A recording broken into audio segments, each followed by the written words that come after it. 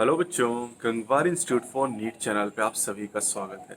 मैं हूं डॉक्टर हरिओम गंगवार। और बेटा, कल जो वीडियो मैंने बनाई थी जिसमें मैंने नीट में एज लिमिट के बारे में और अटेम्प्ट के बारे में बताया था, उसमें कई सारे बच्चों ने कमेंट किया था कि जो सिलेबस रिड्यूस हुआ है बोर्ड का, क्लास 11th और 12th का 30% सिलेबस रिड्यूस हुआ है, क्या नीट 2021 का सिलेबस भी रिड्यूस होगा? तो इसके बारे में हम डिस्कस करेंगे। और कल के वीडियो में कई बच्चों के क्वेश्चन थे, उनके बारे में आपको बताऊंगा। कल के जो वीडियो मैंने बताई थी उसमें नीट के अटेम्प्ट को लेके मैंने ये कहा था कि अभी जो मामला है वो कोर्ट में है, तो कोर्ट का क्या डिसीजन आता है, उसका इम्पैक्ट आगे क्या पड़ेगा। एक बच्चे ने पूछा था कि मान लो किसी बच्चे का एडमिशन कॉलेज में हो जाता है जिसकी एज 25 साल से ज़्यादा है जनरल में और बाकी कैटेगरी में 30 साल से ज़्यादा है, और अगर सुप्रीम कोर्ट का डिसीजन ये आ जाता है कि 25 साल के ऊपर और 30 साल के ऊपर एडमिशन या ये बच्चे नीट नहीं दे सकते, तो उसका इम्पैक्ट क्या पड़ेगा। तो बेटा, ये डिसीजन जब आएगा उसके अगले साल से अप्लीकेबल होगा। मतलब जो बच्चे एडमिशन ले चुके हैं उन पे कोई फर्क नहीं पड़ेगा। जैसे नीट 2020 से अभी चल रहा है, तो नीट 2020 के लिए अगर आपका स्कोर 600 के ऊपर है तो आपका एडमिशन हो जाएगा, आपकी एज चाहे जो भी हो। इसका कोई फर्क नहीं पड़ेगा सुप्रीम कोर्ट के डिसीजन का इस पे, है ना। तो अगर आपका एडमिशन हो चुका है, आपकी काउंसलिंग कंप्लीट हो चुकी है, तो उस डिसीजन का कोई भी फर्क नहीं पड़ेगा, है ना। अच्छा, सुप्रीम कोर्ट ये कह सकता है कि जैसे मान लीजिए आपका एडमिशन नहीं हुआ है, अभी आपका केवल रिजल्ट आया है और काउंसलिंग शुरू हुई है, और काउंसलिंग होने के पहले सुप्रीम कोर्ट ये कह देता है कि जनरल के जो बच्चे 25 साल से ज़्यादा एज के हैं, या एससी एसटी और ओबीसी कैटेगरी के वो बच्चे जिनकी उम्र 30 साल से ज़्यादा, वो काउंसलिंग में हिस्सा नहीं ले सकते हैं, तब फिर एडमिशन का कोई सवाल ही नहीं उठता। लेकिन अगर एक बार एडमिशन हो जाता है तो फिर आपको कॉलेज से कोई भी बाहर नहीं कर सकता है। ये एकदम क्लियर है।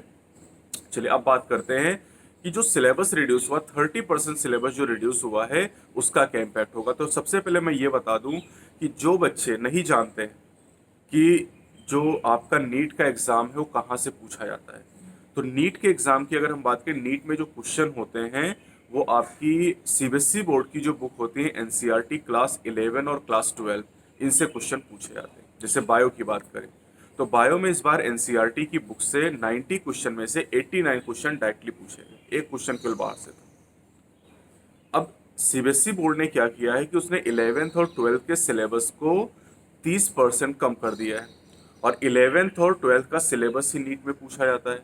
तो बच्चों के दिमाग में आ रहा है कि अगर 11-12 के सिलेबस को कम किया है तो क्या नीट 2021 के सिलेबस में कोई चेंज होगा। तो सबसे पहली चीज़ कि अभी एनटीए का कोई ऑफिशियल नोटिफिकेशन नहीं आया। देखिए, सीबीएसई जो है वो कंट्रोल करता है बोर्ड को, है ना, और जो एनटीए है वो नीट को। लेकिन जो सिलेबस है दोनों का वो सेम रहता है। तो अगर क्लास 11 और 12 के सिलेबस को 30% रिड्यूस किया गया है, तो अब ये एनटीए डिसाइड करेगा कि नीट 2021 के सिलेबस में कोई भी चेंज होगा या नहीं होगा। और अगर आप मेरे ओपिनियन की बात करें कि क्या होगा, तो मुझे नहीं लगता है कि नीट के सिलेबस में कोई चेंज किया जाएगा। तो आप अपनी पढ़ाई करते रहिए, आपको कोई टॉपिक छोड़ना नहीं है फिलहाल, जब तक एनटीए का नोटिफिकेशन नहीं आता है। क्योंकि एनटीए का जो मुझे लगता है नोटिफिकेशन होगा वो दिसंबर में जाके आएगा, नवंबर या दिसंबर में, है ना। फॉर्म जब फिल करने को होगा उस समय उसका पूरा सिलेबस आएगा कि क्या सिलेबस है आपका। और मुझे नहीं लगता कि कोई बहुत ज़्यादा चेंज यहाँ पर होने वाला है, क्योंकि सिलेबस आप देखिए एनसीईआरटी की दो पतली पतली किताबें, आप जानते ही हैं उसके बारे में, है ना। ये दो पतली पतली किताबें उतनी ही पढ़नी है। अब उसमें भी क्या कम करेंगे, है ना, पहले से इतना कम है उसमें और क्या कम करेंगे। तो इसलिए आप फिलहाल सारे टॉपिक को पढ़ेंगे, कोई टॉपिक छोड़ेंगे नहीं। अगर बाद में एनटीए कहता है कि चलो सिलेबस को कम कर दिया तो अच्छी बात है, लेकिन मान लीजिए पहले ही आप कम पढ़ रहे हैं और सिलेबस को उसने कहा नहीं उतना ही सिलेबस है, तो फिर क्या करोगे आप। उस कंडीशन में आपके ऊपर ज़्यादा बर्डन होगा। तो अभी से आप पूरे सिलेबस को पढ़ते रहिए, है ना। और अगर एनटीए इस बारे में कोई जानकारी देता है सिलेबस को रिड्यूस करने के बारे में, तो उसके बारे में आपको बता दूंगा, है ना। फिलहाल आप अपनी पढ़ाई करते रहिए। आप ये सोच के मत पढ़िए कि सिलेबस में कोई रिडक्शन होगा, आप ये समझ के पढ़िए कि सिलेबस उतना ही है, क्योंकि मुझे नहीं लगता कि नीट के सिलेबस में कोई चेंज होगा अगर मेरे ओपिनियन की बात की जाए तो, है ना। कई लोगों को लग सकता है कि नीट के सिलेबस में चेंज होना चाहिए या नीट का सिलेबस चेंज होगा क्योंकि 11-12 का सिलेबस चेंज हुआ है, लेकिन मुझे नहीं लगता कि ऐसा कोई चेंज होगा। अगर ऐसा कोई चेंज होता तो मैं एक वीडियो में उसके बारे में आपको बता दूंगा जब एनटीए से कोई ऑफिशियल नोटिफिकेशन आ जाएगा। साथ ही साथ नीट 2020 की तैयारी के लिए बेटा हमने एक कोर्स स्टार्ट कर दिया है, जहां पर हम जीरो से हीरो लेवल की बात करते हैं। मतलब आपको एकदम बेसिक से पढ़ाया जाता है, फिजिक्स, केमिस्ट्री और बायोलॉजी। तो ये एक बैच हम स्टार्ट कर चुके हैं, जहां पर बहुत ज़्यादा सिलेबस अभी नहीं हुआ है। मतलब अगर बायो की हम बात करें तो बायो में केवल अभी 2 चैप्टर कंप्लीट हुए हैं, the living word and biological classification. Chemistry और फिजिक्स में भी पहला ही चैप्टर चल रहा है। तो अगर इन कोर्सेज को आप ज्वाइन करना चाहते हैं तो डिस्क्रिप्शन में एक लिंक आपको दिया गया है। आपको क्या करना है, नीट बूस्टर ऐप डाउनलोड करना है। उस ऐप में आप वीडियो के सेक्शन में जाएंगे, वीडियो में 2021 प्रीमियम आपको मिलेगा, और उस प्रीमियम में जाके आप फिजिक्स, केमिस्ट्री, बायोलॉजी को अलग अलग भी चाहे तो ज्वाइन कर सकते हैं, एक साथ ज्वाइन कर सकते हैं। अलग अलग अगर आप ज्वाइन करते हैं तो बायो की फीस 10,000 है, केमिस्ट्री की 5,000 और फिजिक्स की 5,000 है, यानी 20,000। लेकिन अगर एक साथ आप ज्वाइन करते हैं तो 15,000 में तीनों सब्जेक्ट आपको पूरे साल भर पढ़ाए जाएंगे। पूरे साल भर 15,000 में फिजिक्स, केमिस्ट्री, बायोलॉजी। आप समझ लो कि ऑनलाइन में कितने कम फीस में आपको पढ़ाया जा रहा है। और एक ये तो हम बात करें उन बच्चों के लिए जो एकदम जीरो लेवल से पढ़ना चाहते हैं फिजिक्स, केमिस्ट्री, बायोलॉजी को। अगर हम उन बच्चों की बात करें जो रिपीटर हैं, जिन्होंने इस साल 400, 450, 500 का स्कोर किया, 550 का स्कोर किया है, 530 का स्कोर किया, 570 का स्कोर किया है, इन बच्चों के लिए थोड़ा सा हम रैपिड रिवीजन कोर्स की शुरुआत करेंगे, जैसे हम नीट 2020 के लिए पढ़ा रहे थे, एकदम सुपर फास्ट, एक दिन में एक चैप्टर खत्म, एक दिन में एक यूनिट खत्म। इस तरीके से एक बैच को हम प्लान कर रहे हैं, और उस बैच के बारे में जल्दी मैं आपको बताऊंगा। कल वाली वीडियो में थोड़ा सा हमने डिस्कशन किया था कि उसकी फीस बहुत मिनिमम रखी जाएगी।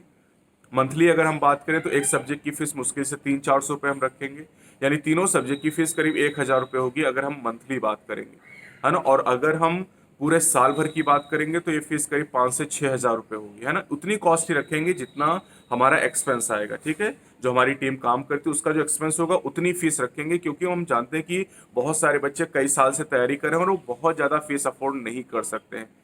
तो अगर मान लीजिए कि पूरे साल भर की, इसीलिए मैं ओपिनियन भी ले रहा हूँ फिलहाल आपसे, कि अगर मान लीजिए पूरे साल भर की फीस 2021 के लिए फिजिक्स, केमिस्ट्री, बायोलॉजी तीनों सब्जेक्ट की फीस अगर 5 से 6 हज़ार रुपये रखी जाए तो मुझे नहीं लगता कि इसको पे करने में कोई दिक्कत है। और मंथली अगर आप पे करना चाहें तो अगर 1,000 रुपये आपसे कहा जाए कि फिजिक्स, केमिस्ट्री, बायोलॉजी तीनों की फीस है नीट 2021 के लिए, तो आप पे कर सकते हैं। मुझे नहीं लगता कि इतनी ज़्यादा प्रॉब्लम होगी किसी को। 200-300 रुपये एक सब्जेक्ट के लिए कोई भी पे कर सकता है बच्चा। और फीस बेटा इसीलिए ली जा रही है, हम ये काम फ्री में भी कर सकते हैं, लेकिन फ्री में उतनी एफिशिएंसी नहीं रहती आपकी, है ना। जब आपको लगता है कि फ्री में चल रहा है तो आप कहें जब मन हुआ तब आए, जब मन हुआ तब चले गए, है ना। मतलब भंडारा चल रहा है और आए और खाए पिए निकल गए, है ना। तो इसीलिए हम थोड़ा सा इसमें फीस को इंक्लूड करें, ताकि आपका भी मन लगता रहे और हमारा भी मन लगता रहे एज ए टीचर, है ना। तो इसके बारे में भी आप बताइएगा, है ना। फीस आपको कम लग रही है, कम तो नहीं लगेगी किसी को, है ना, ज़्यादा लग रही है, तो इसके बारे में भी आप ज़रूर बताइएगा, ठीक है। और ये कोर्स हम जल्दी स्टार्ट करेंगे, थोड़ा सा हम वेट करें कि रिजल्ट आ जाए उसके बाद स्टार्ट करें, क्योंकि बहुत सारे बच्चे रिजल्ट का भी वेट कर रहे होंगे। कोई भी टॉपिक आप चाहते हैं जिसको हम अभी फिलहाल डिस्कस करें, क्योंकि अभी बहुत ज़्यादा यूट्यूब पे कोई सेशन नहीं चल रहे हैं। 1 अक्टूबर से हम प्लान कर रहे हैं रिपीटर बैच को शुरू करने के लिए। तो तब तक के लिए अगर आप चाहते हैं कोई टॉपिक, जैसे एक काउंसलिंग के लिए बच्चे कह रहे हैं कि काउंसलिंग कैसे करानी है, तो बेटा पहले रिजल्ट आ जाए फिर हम काउंसलिंग के बारे में भी बता देंगे, है ना। अभी रिजल्ट तो आने दो, अभी तो कट ऑफ का ही खेल चल रहा है। तो एक बार रिजल्ट आ जाए फिर हम काउंसलिंग के प्रोसीजर के बारे में बताएंगे। उसके पहले हाँ, एक वीडियो में बनाऊंगा जिसमें डॉक्यूमेंटेशन के बारे में आपको बताऊंगा कि कौन कौन से डॉक्यूमेंट जरूरी होते हैं। अगर आपको किसी टॉपिक में कोई दिक्कत है तो आप कमेंट सेक्शन बताइएगा, उसकी वीडियो में जल्दी ही पब्लिश करूंगा। अगर वीडियो अच्छी लगी हो तो लाइक और शेयर करना ना भूलें, और सब्सक्राइब करना तो बिल्कुल ही ना भूलें, क्योंकि आपके लिए एक से एक बढ़िया वीडियो आने वाली है। तो आप अपनी पढ़ाई करते रहिए। Best of luck.